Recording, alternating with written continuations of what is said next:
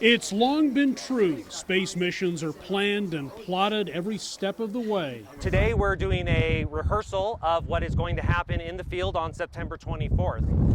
On a breezy Colorado morning, about a dozen people approach a capsule that in this exercise has just parachuted down to Earth. You know, really anything that I worry about, we take care of through training. And liftoff of OSIRIS-REx. OSIRIS-REx, which launched back in 2016, is the first U.S. mission to collect a sample from an asteroid. Rocks and dust scooped up from the surface of Bennu in 2020 will give scientists a glimpse of a time when the sun and the planets were forming 4.5 billion years ago. We have picked a fantastic asteroid target. As the mission's principal investigator knows, the sample will need to be preserved in as pristine a state as possible.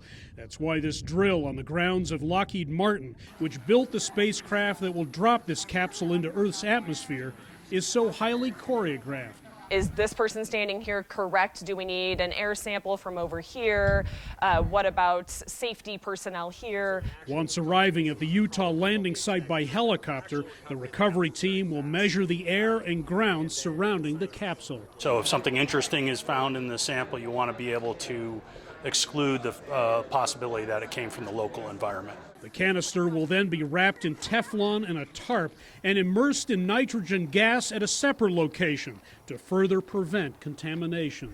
It may take only days for scientists to get a first look at the material on board this capsule once it arrives in the laboratory. That's when the real work will begin. What really strikes home is that when I look at the different kinds of boulders on Bennu, I'm seeing a very distinctive feature. There's these long, and I'm trying to show the actual size of these veins of bright white material. Evidence of organic material, Dante Loretta says, that could help answer some pretty weighty questions. We really feel like we're on the verge of some profound advancement in our understanding of planetary formation, the origin of Earth as a habitable planet, and hopefully the origin of life. Scientists are counting on some major discoveries. Highly likely, I think. It's coming down through. In 2004, NASA's Genesis spacecraft containing solar wind samples crash-landed in Utah, destroying some mission science.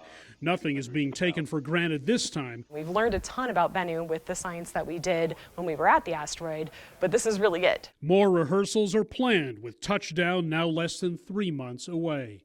Hendrik, Sybrandy, CGTN, Littleton, Colorado.